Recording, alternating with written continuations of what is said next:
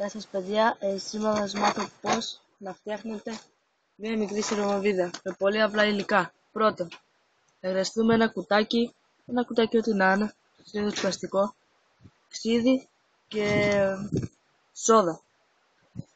Παίρνουμε το ξύδι, το ρίχνουμε μέσα στο κουτί,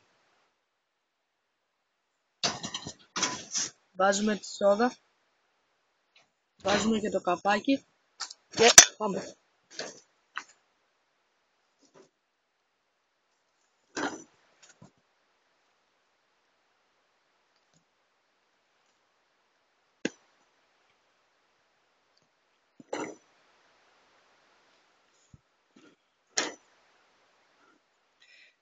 Ρίχνουμε και άλλη σόδα.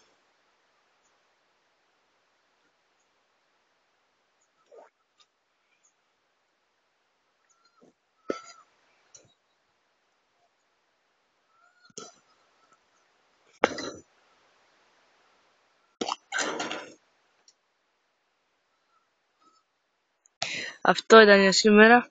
Όσοι θέλουν κι άλλα, θα με παρακολουθήσουν. Μείνετε συντονισμένοι.